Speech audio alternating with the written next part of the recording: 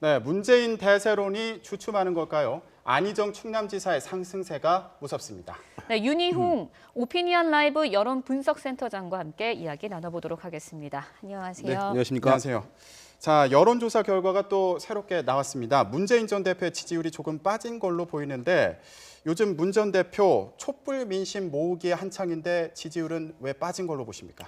네, 오늘 이제 조사 결과가 나왔는데요. 한국갤럽에서 조사 결과를 발표했는데 지난주에 비해서 3%포인트 낮아진 것으로 나오긴 했습니다만은 네. 여전히 이제 29%로 다른 주자들보다 월등히 이제 높은 1위를 달리고 있습니다. 그래서 3%포인트가 이른바 오차범위 내이기 때문에 이것을 이제 단정적으로 하락했다라고 이제 표현하기는 어렵습니다. 다만 네. 어쨌든 문 전 대표가 지금 1위이기 때문에 다른 네. 주자들 또는 다른 정치 세력으로부터 집중적인 공세에 타깃이 되고 있는 점, 그다음에 최근에 어쨌든 이제 인사 영입 등에 있어서 다소간 이제 잡음인데 대해서 영향을 미친 것으로 보이고 일전에 말씀드렸습니다마는 반 전 총장이 사라지게 되면서 어쨌든 정권 교체, 정권 심판 이 기류가 수월해졌다는 인식이 이제 범야권층에게 형성이 되면서 네. 그것이 이제 후보 선택을 좀 다양화하는 것 이런 데 영향을 주게 되면서 좀 다른 후보들로 지지가 일정 부분 옮겨간 것 이것이 이제 영향을 주었다고 할 수 있겠고요. 네. 그러니까 안희정 충남지사가 지금 이제 2위인데요, 네. 19%로 지금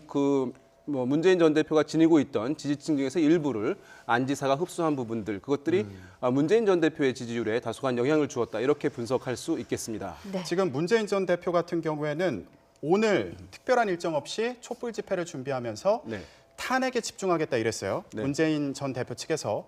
지금 기류가 탄핵에 힘을 쏟아야 된다 이러고 있는데 이런 분위기가 좀 영향을 미치고 있는 상황으로 보십니까?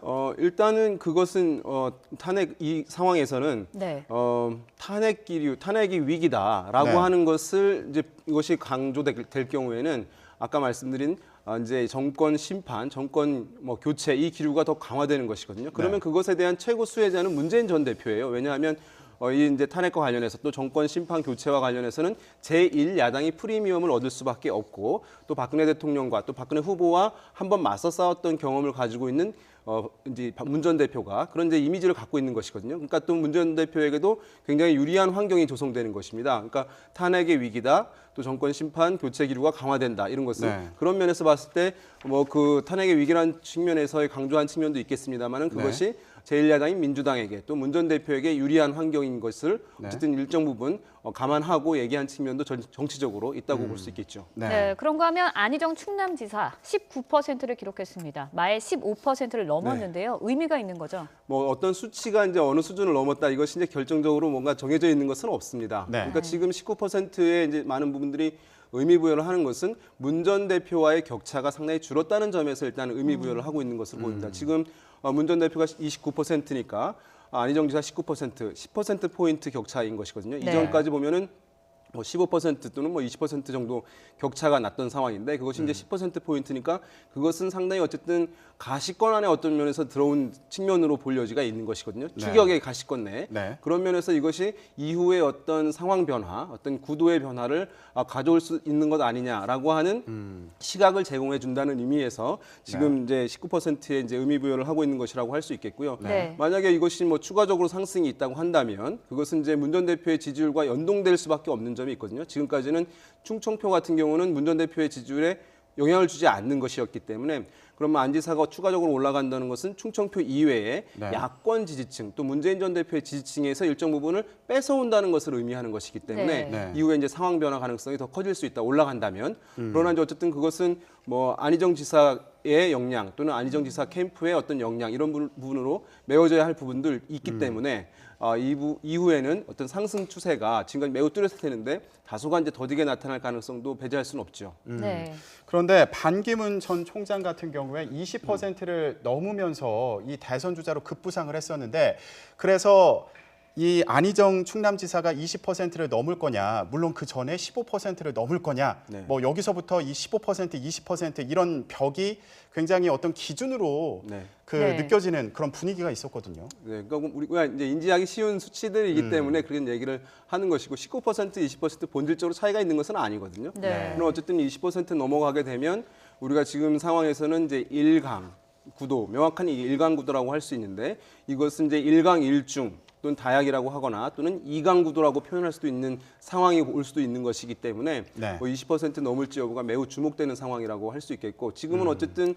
안 지사가 다른 주자들과 비교해 봤을 때 상승폭이 크기 때문에 네. 이제는 안정적인 2위 주자 자리를 차지하고 있다라고 표현할 수 있을 정도가 되었다는 점에서 상당히 또 의미가 있다고 할 수 있겠습니다. 네. 네, 그런가 하면 민주당 지지층의 마음에도 좀 변화가 있는 것 같습니다. 문재인 전 대표는 조금 내려갔고요. 네. 안희정 지사는 올랐습니다. 이런 변화가 어떤 의미인가요? 그러니까 바로 말씀드린 것입니다. 그러니까 지금까지의 안희정 지사의 지지율 상승이 문 전 대표의 지지층의 지지율에 영향을 주지 않았다. 그러나 이제부터의 안 지사의 지지율 상승이 있다면 예. 문재인 전 대표의 지지층에 직접적으로 영향을 줄 수밖에 없는 것인데요. 바로 이제 민주당 지지층 같은 경우는 문재인 전 대표가 뭐 그 장악이 굉장히 견고하게 이루어져 왔던 것이거든요. 네. 그 부분에서 안 지사의 확장력과 경쟁력에 대해서 민주당의 전통 지지자들도 일정 부분 수긍을 하게 되면서 일정 부분 지지가 문재인 전 대표에서 안 지사에게 이동을 한 것이다. 그런 면에서 민주당 지지층에서의 두 주자 간 지지율의 변화가 있었다라고 얘기할 수 있겠습니다. 지금 이제 그래프가 나오고 있는데요. 네. 민주당 지지층에서 문재인 전 대표가 64% 지난주였죠. 네. 57%로 줄었고 안희정 지사는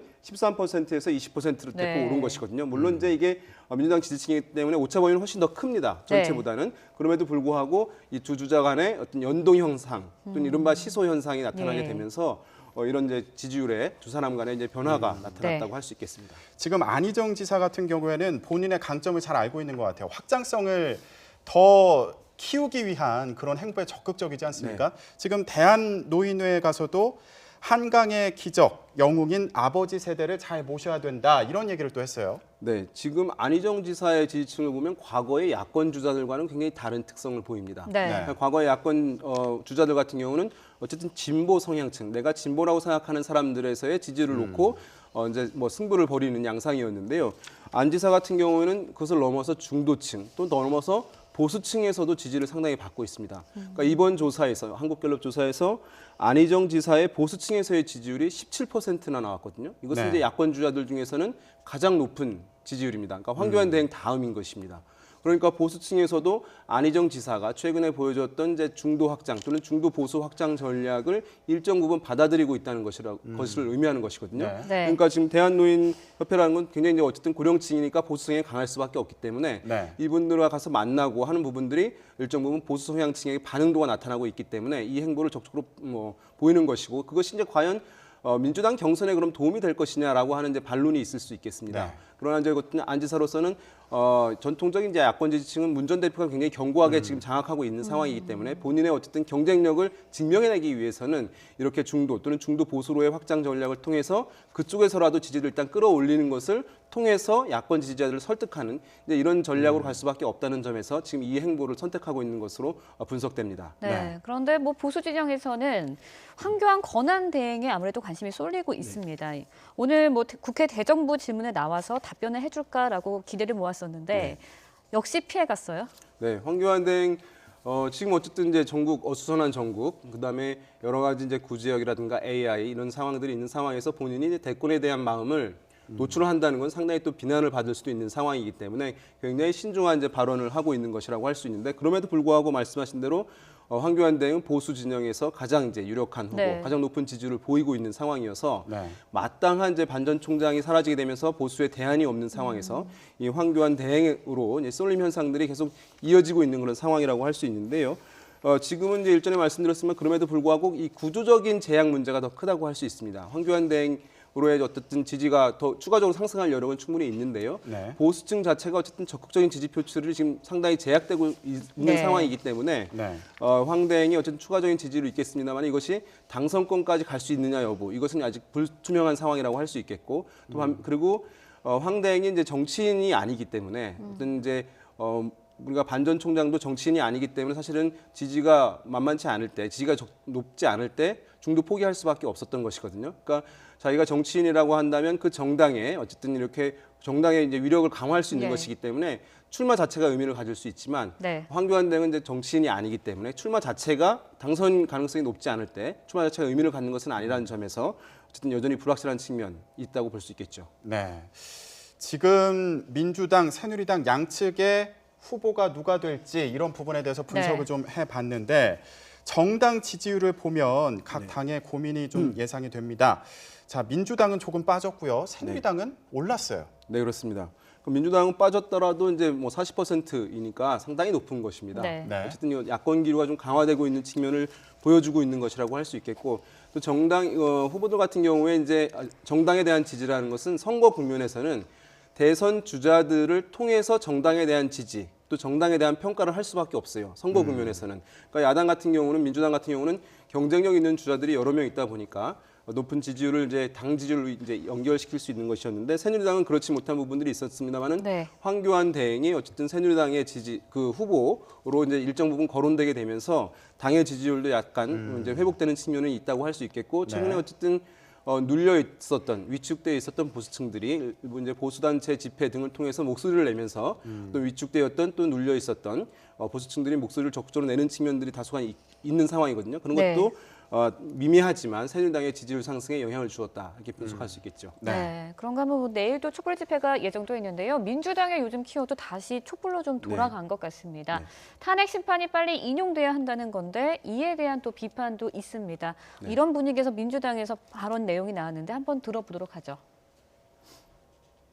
일부 언론들이 사설에서 대선 주자들도 다 승복 선언을 하라 이렇게 압박을 하고 있습니다. 요즘 언론사 사설들이 특정 대선 주자들만 겨냥해서 계속 압박하듯이 사설을 써대는 것은 중립성 시비에 휘말릴 수 있는 소지가 있다고 저는 보고 있습니다. 네, 지금 우상호 원내대표의 말을 들었는데 네. 이 얘기가 무슨 얘기냐면 지금 일부 언론에서 그 대선 주자들이 탄핵 심판 결론이 나면 이거를 수긍하겠다고 미리 선언을 해라. 그리고 지금 헌재의 그 결론 내용에 대해서 네. 압박을 하지 마라. 이제 이런 내용이 나오는 거에 대해서 또 비판을 한 내용이거든요. 네. 자, 이런 부분 어떻게 받아들일 수 있을까요? 일단은 뭐 공세를 사실 집중적으로 받게 되는 것이니까 네. 그런 부분에서 이제 억울함을 토로한 측면도 있을 것 같습니다. 네. 왜냐하면 사방이 이제 적이 되는 상황이기 때문에 그것에 대해서 어쨌든 일정 부분 문제 제기를 통해서 우호적인 어쨌든 환경을 조성하고자 하는 욕심이 이제 있을 텐데요. 어쨌든 선거에서는 1등은 모든 이제 뭐 세력들의 네. 타겟이 될 수밖에 없다는 점에서 일정 부분 뭐 감수해야 될 상황이라고 보긴 하는데요. 어쨌든 민주당이 이렇게 계속해서 이제 공세를 받게 될 경우에는 아까도 말씀드렸습니다만은 문 전 대표의 지지율에도 일정 부분 부정적인 영향을 줄 수밖에 없는 것이거든요. 그런 부분을 이제 우상호 원내대표가 일정 부분 차단하고자 하는 그런 이제 모습을 보인 것이다, 이렇게 봐야 될 것 같습니다. 네. 네. 지금 민주당 얘기를 해봤는데 새누리당 지지율이 오른 거에 대해서 아까 간단하게 설명을 하셨어요. 네. 근데 조금 다른 관점에서 또 봐볼 수 있지 않을까 싶은데 자, 새누리당 지지율 오른 게 인적 청산이 성공했다. 이렇게 인식을 하기 때문인지 아니면 대선이 가까워졌다고 생각하기 네. 때문인지 아니면 친박 의원들이 태극기 집회에 나갔기 때문인지 어떻게 네. 보십니까? 그렇죠. 뭐 이제 새누리당 지지율 뭐 사실 이제 큰 폭으로 오른 것은 아닙니다. 이것도 이제 미미한 수준으로 오른 네. 것이긴 한데 이전보다는 어쨌든 상승 흐름이 이제 다소가 이제 발견되는 측면이 있는데요.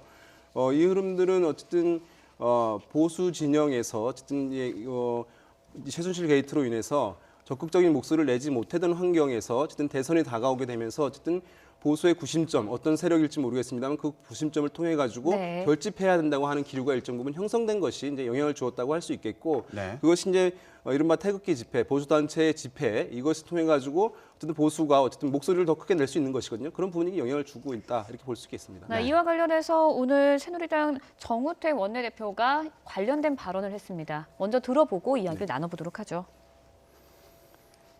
지도부가 전체 나가서 총동원령하고 의원들의 자율에 맡긴다고 한 거는 구별을 해주셔야죠. 당 자체가 전체가 나가서 광장에 가서 그걸 한다는 거는 나는 그건 선동이다, 이렇게 보는 거죠. 그렇지만 의원 개인이 가서 내가 이 생각이 당신 생각들이 옳아서 여러분 좀 힘 좀 보태드리러 격려해주러 왔습니다. 그건 난 좋다 이거예요. 그것에까지 막을 수는 없고 그거는 의원들 자율에 맡긴다는 거, 그 차원하고 지도부가 전부 의원들 몰고 나가서 거기서 광장에서 시민들하고 똑같이 이 행동하는 것은 우리 제도권의 이 활동하고는 좀 의미가 다르다. 여러분이 네, 지금 네. 얘기를 들어보면 새누리당은 아슬아슬하게 줄타기를 하는 게 아닌가 이런 생각도 들거든요. 지금 지도부는 헌재 결정을 존중할 거다. 다만 개별 의원들이 나가는 건 어쩔 수 없다. 이런 말입니까?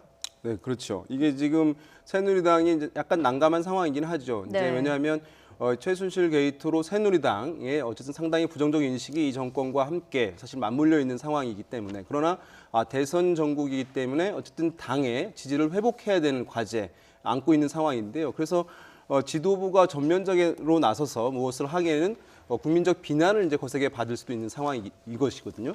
그런 측면에서 어쨌든 줄타기, 어떤 타협점을 이제 뭐 정우택 원내대표가 얘기를 한 것이라고 할 수 있을 텐데, 그런데 이제 이것을 보면은 또 한편으로는 정우택 원내대표 입장에서는 당을 아울러야 되는 상황이란 말입니다. 그런 네. 상황에서 어쨌든 친박계 의원들이 어쨌든 태극기 집회에 적극적으로 참여하는 것 이 자체 중심 세력이라고 할 수 있을 텐데요. 그것을 본인이 차단할 수가 없는 것입니다. 그래서 이제 본인이 그것을 수용하고 그렇지만 지도부가 전면에 나서지는 않는다라고 하면서 야권과 야당과는 차별화를 보임으로써 어쨌든 비난을 좀 최소화하고자 하는 그런 이제 목소리를 낸 것이라고 해석하면 될 것 같습니다. 네, 뭐 그런데 알겠습니다. 그런데 이제 국민의당 이야기를 좀 해볼게요. 국민의당에서는 여전히 문재인 전 대표와 맞붙겠다. 네. 문재인 전 대표를 조금 때리는 분위기인데 호남은 또 감싸고 가고 있거든요. 네. 어떻게 보십니까?